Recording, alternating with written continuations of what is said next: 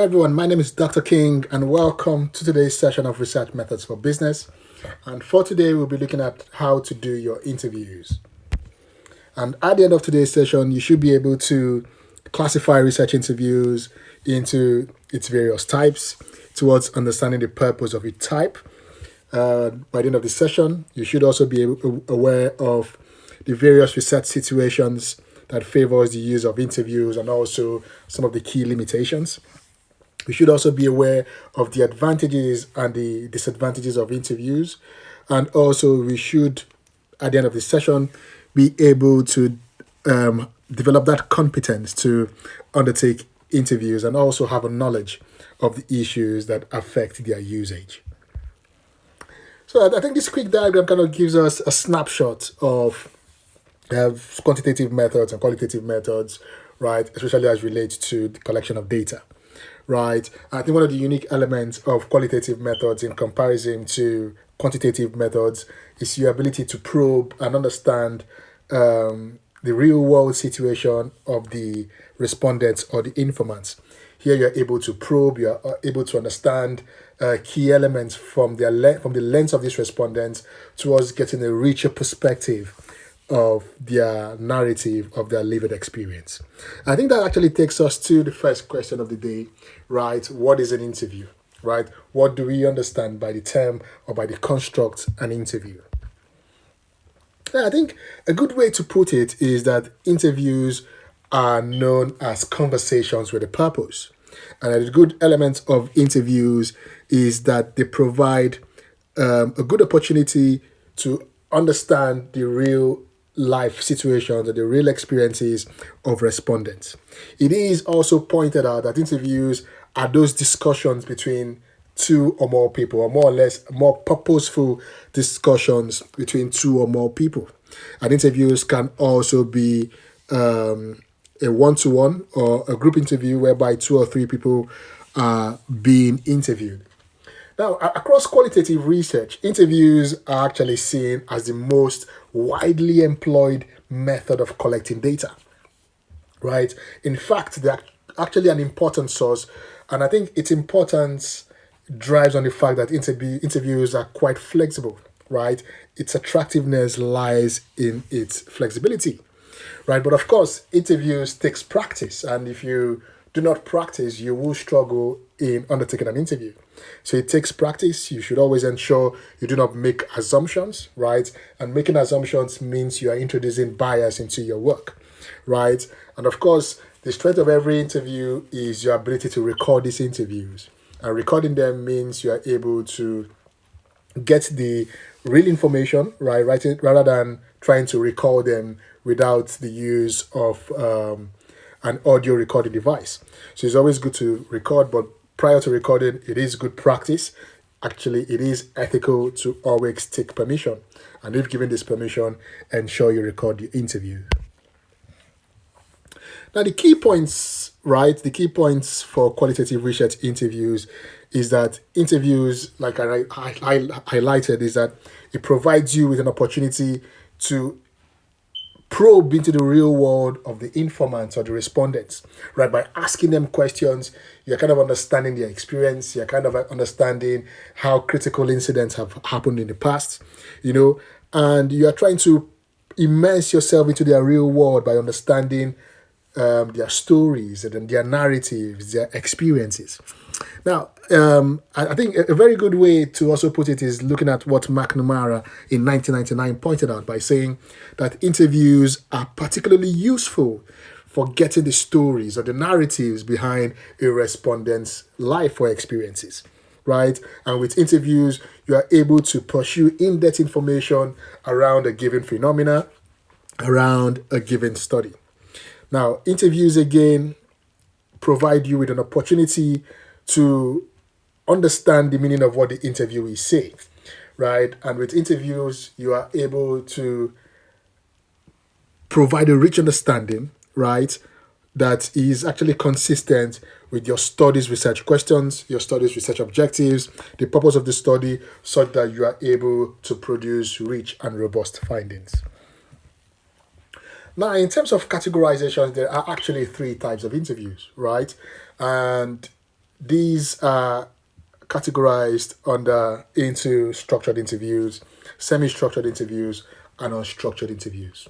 Structured interviews, semi-structured interviews, and unstructured interviews. Now, a quick hint, right? Structured interviews are usually standardized, right? They are fixed, right? They've got a set template, right? The idea is you do not deviate from those questions. Semi-structured provides you with that flexibility to probe, right? Semi-structured interviews provide you with established general topics, but it goes further by providing you with that flexibility to follow up with emerging themes. So as you discuss with the respondent, right, you are able to build more questions from the responses of the respondent. And with regards to unstructured interviews, the truth is there is no specific or predetermined questions. It's like an everyday conversation. So let's look at these categorizations in detail. Now, with structured interviews, right, the idea is that you as the interviewer, you are able to read out each question and you are able to record these responses on a standardized schedule. So you have a set of schedule, right, and the responses you get, you are recording it on your schedule, right? And this recording can actually be done usually with pre-coded answers. Now, again, with structured interviews, there's always that use of tendency to use questionnaires, and these are based on predetermined or standardized or identical questions, right? And we call this in research interviewer administered questionnaires. Now, another element about structured interviews is, although there is that kind of social interaction between you, the researcher or the interviewer, and the participant, right? The interviewer, you actually read out the questions exactly as how you have written them in your schedule, right? So, and I think with that, right, it kind of removes that element or any indication of bias, right? And of course, structured interviews are used to collect quantifiable data, and in some cases, or in most cases, they're actually referred to as quantitative research interviews.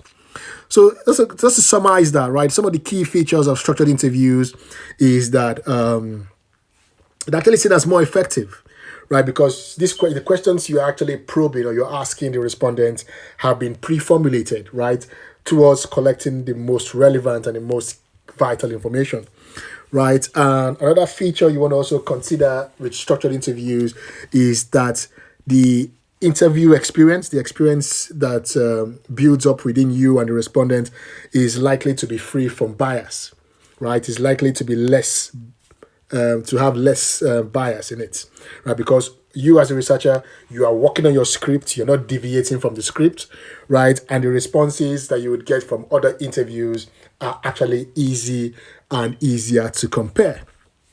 Another feature, again, you want to also take into consideration is that structured interviews are quite consistent and less prone to errors. And I think the final one is that the evaluations are efficient because you are set with questions designed to collect useful information such that you can actually compare this information with that of another respondent. Now, so that is structured interviews, right? So structured interviews, as you know, are based on predetermined and standardized or identical set of questions. But of course, the structured interviews differ slightly, right, from the semi-structured and unstructured. So let's look at those as we move on. Now, semi-structured, this is usually my favorite, as I like to use semi-structured interviews a lot, right? And I think with semi-structured interviews, right, the key idea is that you as a researcher, you have a list of themes and questions to be covered, and you are able to probe based on the responses of the respondents. Now, the idea around semi-structured is that they are designed to include some kind of specific questions that guide you, right? And these questions guide you, right? And it provides the interviewee, right, with an ample leeway for responses. So you have a set of questions and you're probing and you're building your questions further on the responses of the interviewee. Now, of course, the sequence of these questions can be varied and it depends on the flow of the conversations, right? So the conversations kind of help you to probe further and capture rich insights.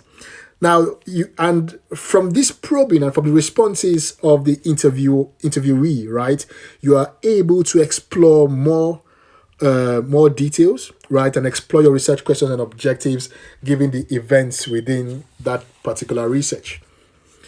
Right, so I think a final note to also take into consideration is that, of course, with semi-structured interviews, you always have to record the conversations. They're usually longer, right, because you are actually probing further.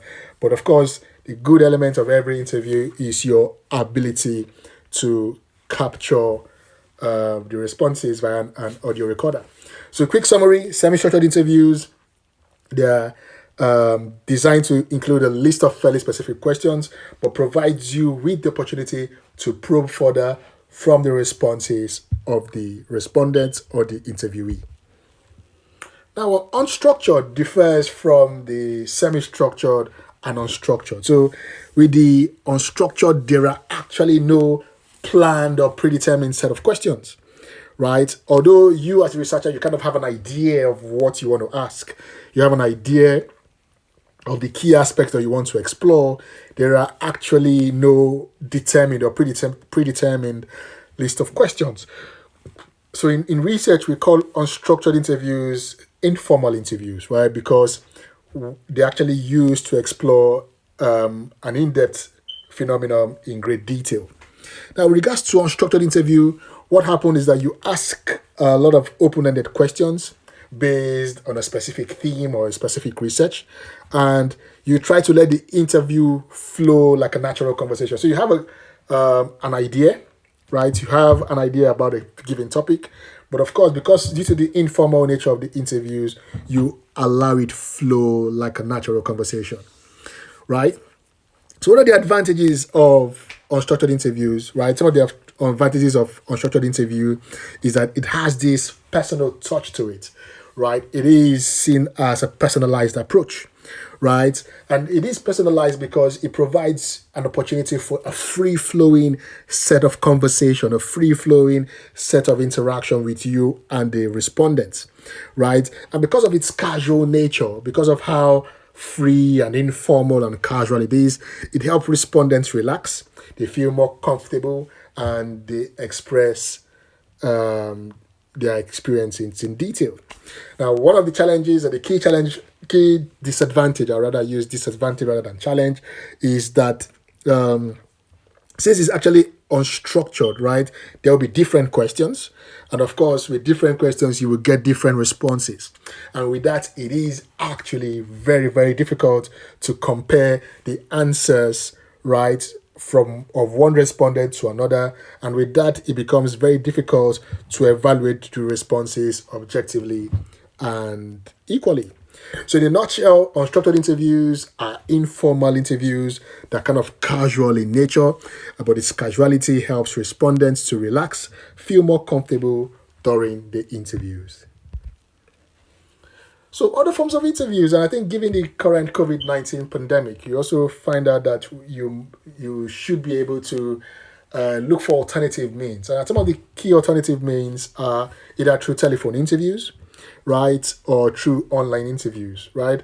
Because with the current situation, you realize that face-to-face interviews may not always be possible, right? So you can use telephone interviews, right, when the ability to reach out to your respondents is difficult, when access is difficult, when it needs to be kind of short conversations, right? You can also use telephone interviews for structured or semi-structured questions.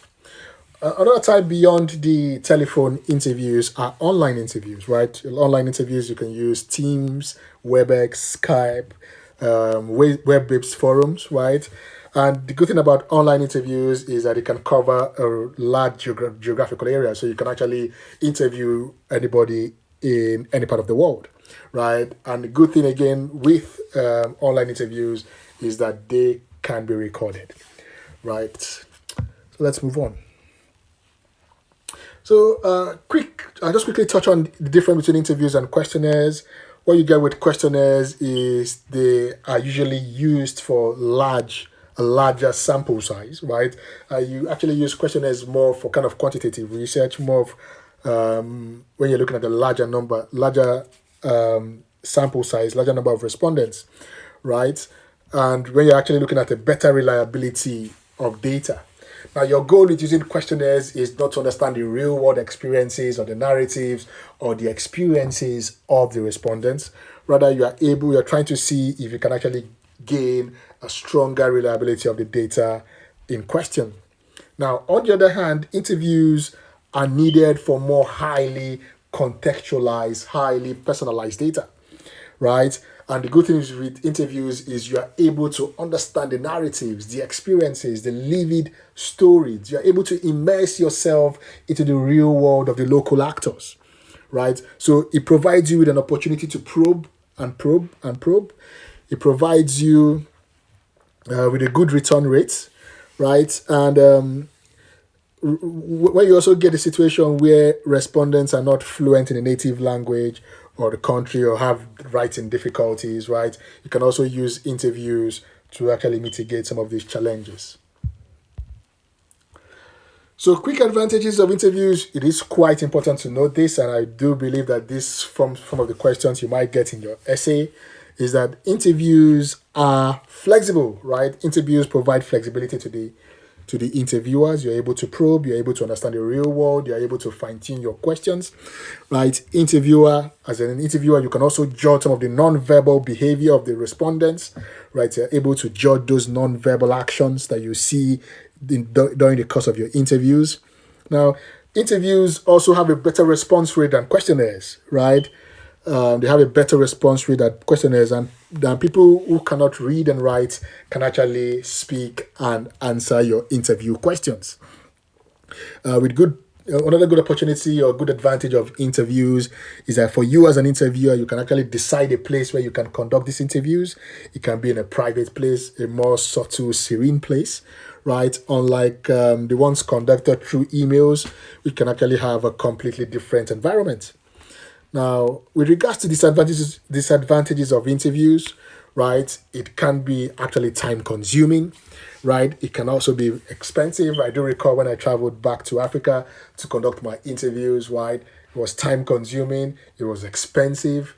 Sometimes it could be dangerous, you know. And also, interviews also provide less anonymity because you actually know these people, right? And I think sometimes it's a big concern for respondents, and that is why in your ethical considerations, we always kind of advise you to be able to protect the identity of the respondents. Another element, I think, another key concern of interviews is the element of bias, right? For example, your views about the respondent can actually affect the quality of the findings, right? So an interview can cause bias because your understanding of the respondent's race or class or age or physical experience, because you already have this preconceived notion about this set of characteristics, somehow this may lead to bias and affect your interpretation of your data set, right?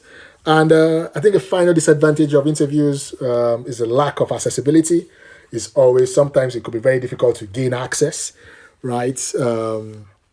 Because sometimes respondents can be in any part of the world, and sometimes the respondents might not be comfortable providing you with information, right? If you do recall, when I mentioned to you guys when I went to Nigeria to conduct my research, it was quite difficult for me to gain access to the respondents I chose for my study, and this is because they thought I was a member of the police or the tax office. They thought I was a government official, and they weren't certain of my true purpose or the true reason why I've come to do the interview. So access for me was quite difficult. It was really, really difficult for me.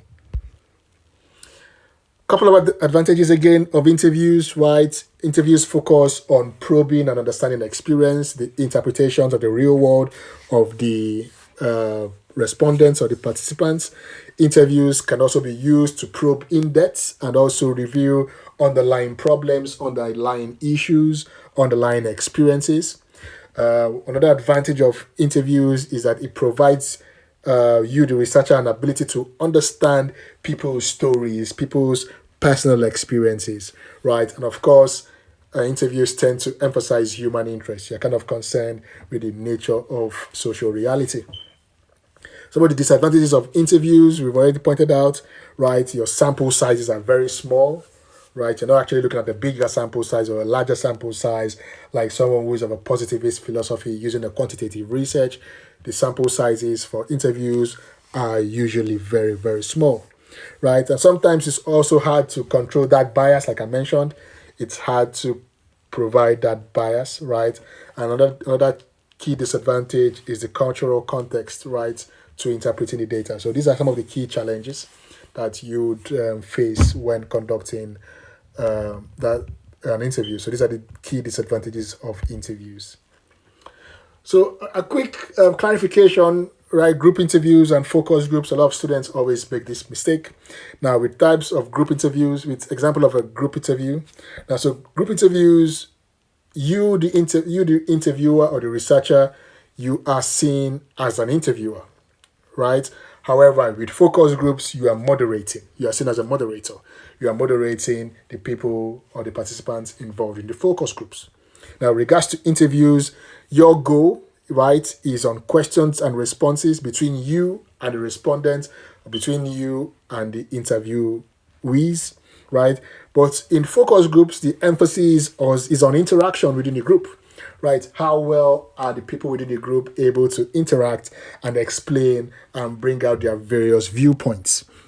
Now, with regards to interviews, you realize that you, as an interviewer for group interviews, you have more control, right? You have more control over the direction of the interviews, right? However, with focus group, it can actually be hard for you, right, to be able to have that control because you're a moderator, right? The control has left your hand. So what you're trying to do is ensure that things flow, right? So it could be actually very difficult for you as a moderator to be in control in a focus group. Now, with regards to interviews, the focus is on individual perspectives, individual viewpoints, while with focus groups, right, it can be very, very, very difficult to separate group views from personal views or individual views. Now, with interviewing, like I mentioned before, and like I mentioned earlier, it's all about practice and practice, practice, practice.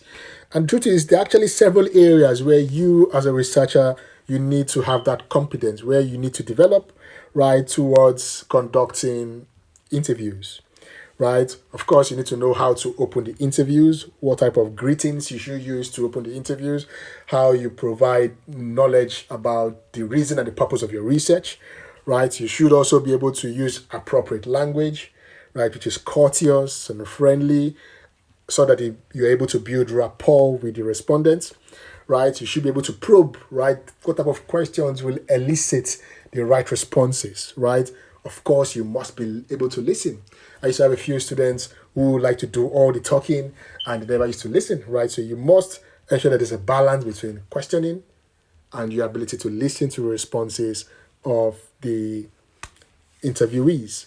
And of course, you must be able to summarize the understanding, right? Summarize the understanding drawn from the findings or from the responses, right? You should also be able to know how to manage difficult participants, right?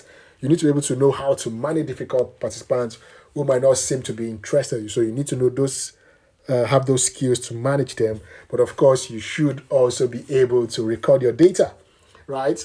I've seen scenarios whereby students go for interviews and they haven't put on the audio recorder for one reason or the other because they do not have that competency. They've never used an audio recorder before.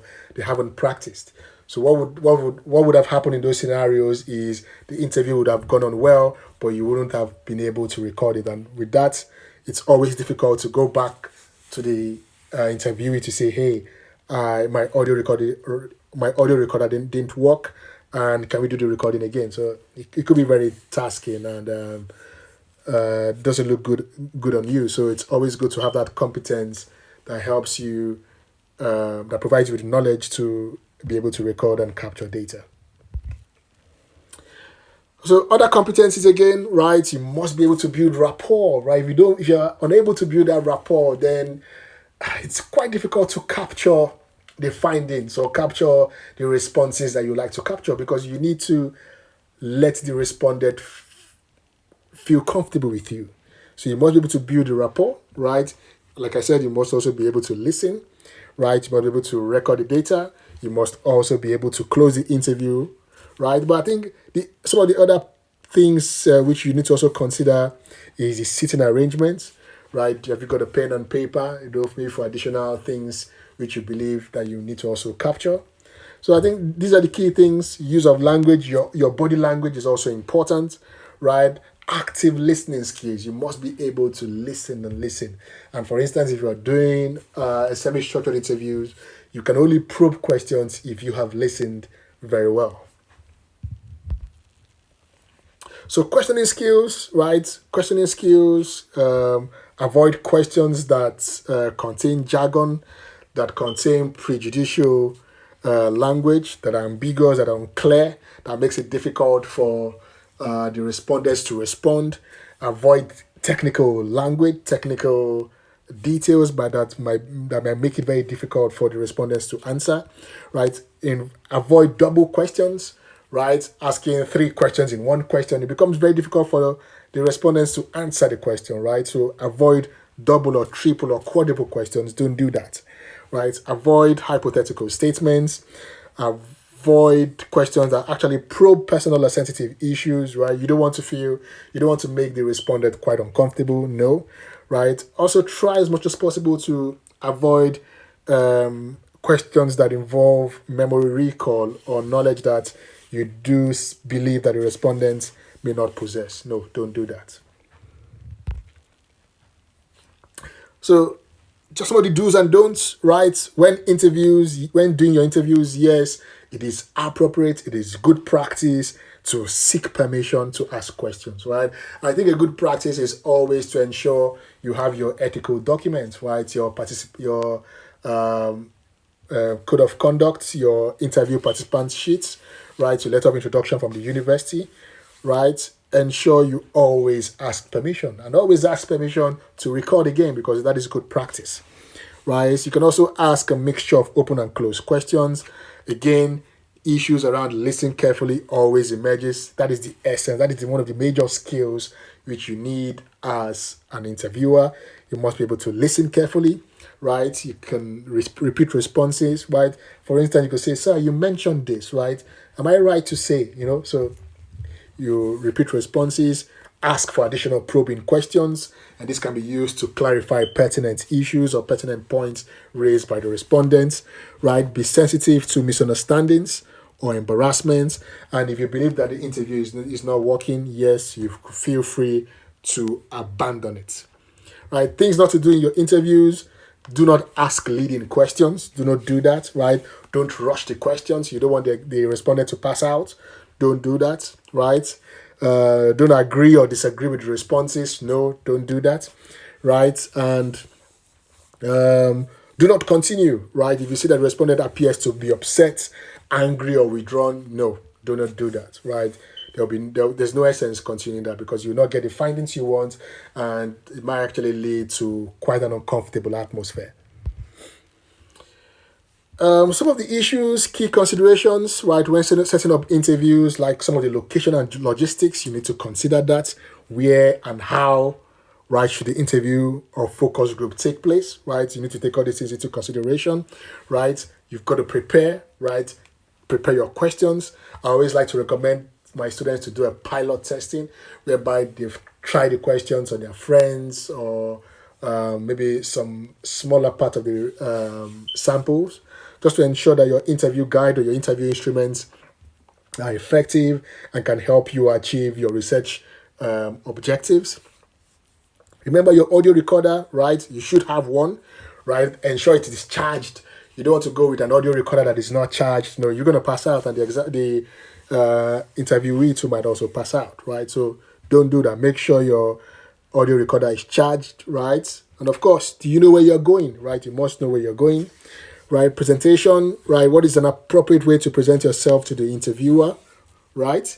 Who will the research participant be and what will they expect of you, right? And of course, within your interviews, it is your role to lead the interviews. Of course, you can sit back Of course, you can't sit back, right, and expect the participant to hand you the answers. You must be able to assume control. You must be able to ask the questions, right, and you must also be knowledgeable about your research, because the interviewees, right, to have no knowledge about your research, and in most cases they might not even necessarily care, right. So you must be able to lead the interview or also lead the focus group. Issues and key considerations, right? What questions do you want to ask and why do you want to ask it, right? Who are those you should speak to? How have you selected the respondents or the informants? How many participants would you need, right? These are key considerations. How would you identify and contact potential participants? Sometimes you can use snowballing, whereby you've interviewed one or two people and you ask them to refer you to other participants, right? What would be better? Would you be better with a group interview or a normal interview or focus groups, right? These are some of the considerations you want to put in mind, right? What are the ethical issues raised by you, and what do those ethical issues serve to do, right? And where will these interviews take place, right? So these are some of the key issues and key considerations. Right, so type of questions, introductory questions. Can you tell me about, right? Follow-up questions. What did you mean, sir, by when you said this? Probing questions. Do you have any example, right? Probing question. Specifying questions. What happened next, right? What happened next? So after that, what happened next, right? Direct questions, yes or no answers. Indirect questions, yes, these are the type of questions you can also ask. Structuring questions. Moving on to the next subject. Silence, right? Let the interviewers fill the space. Interpreting questions. Do you mean that? So that's some of the type of questions you want to also have in mind. Your schedule, right? Of course, you must have a schedule. What are your introductions, right? Open with a reminder. You want to re-emphasize the purpose of your research.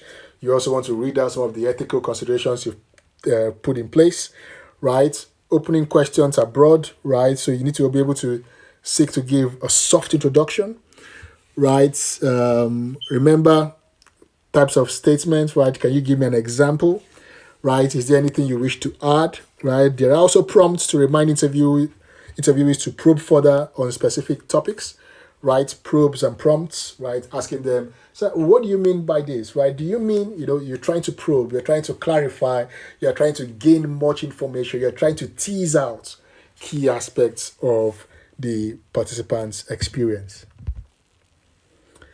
Now, so we're coming to the end of the session. Just wanted to point out on the validity. Validity means investigating and gaining knowledge about any phenomenon or the phenomenon under study. And in real sense, validity refers to how accurately a method measures what it is intended to measure. Right? For validity, if a research has a high validity, you can actually say that it means that that research produces results that actually correspond to the social world. I think another way to look at it is by stating that validity shows a richness or soundness of the research, right? Validity shows the soundness of the research methodology and the soundness of the result generated. Now, two types of validity, internal and external validity. Now, with regards to internal validity, this is actually strengthened and supported by using good interview techniques that help you build rapport, that help you build trust, right? And it gives the respondents the scope to be able to express themselves freely. Internal validity also involves prompting informants to illustrate and expand on their viewpoints, on their narratives. Now, and internal validity also ensures that your process is actually appropriate and it helps you explore the details in depth. With the external validity, it's strengthened by selecting a sample, right? A good sample size that helps you understand the subject or the phenomenon from relevant viewpoints. And external validity is also strengthened by increasing the sample size, right, or the subsamples that represent different perspectives, right, until you reach a state of saturation whereby no new information is gained. Now, remember I mentioned about bias, right, whereby some of your preconceived notions are likely to affect the research, right? And some of the dangers of bias stems from your departure from the interviewing instructions. So when you kind of depart from some of the interviewing instructions, you are prone to a danger of bias, right? Of course, when you have that poor rapport, that poor maintenance of rapport with the respondent, there is a short chance that bias might set in, right? Careless prompting, bias probes, asking questions out of sequence, altering factual questions. These are key elements that would actually encourage bias in your research. So, quick summary, right? The truth is, interviews are rich, but the truth is, interviews involve practice. It can be quite tasking, it can be sometimes expensive, it can be time consuming, right? But it is a very good way to capture informant responses. But of course, like I mentioned, it's all about practice, it's all about practice, it's all about practice. So, of course, you need to think about the questions that arise at the time, right? Sometimes most questions are not questions that you planned for. So you must be able to probe, you must be able to familiarize yourself with the competencies and the techniques, right? And sometimes the interviewee may make an unexpected point, right? Which may actually be relevant to your research, right? So of course you must be at alert, be able to interpret and understand and also probe questions where necessary. But of course, remember, there is almost no time in between the question and answer, right? You don't want to create an uncomfortable environment or an uncomfortable instance or situation. So you must be able to think, you must be able to be reflexive, you must be able to think on the spot and provide questions that would quickly give the interviewer or the interviewer and the interviewee an opportunity to respond. So summaries, right? Interviews are quite unique. They're flexible. There are 3 types of interviews: structured, unstructured, and semi-structured. Right? Apart from one-on-one interviews, you can use group interviews. You can use focus groups. You can also use telephone interviews, or you can use web platforms like Teams, Skype, Zoom, to mention a few. Right? So thank you for this session. It is a pleasure. I would expect you to do a lot of reading on your part and familiarize yourself with some of the key elements of interviews. Thank you.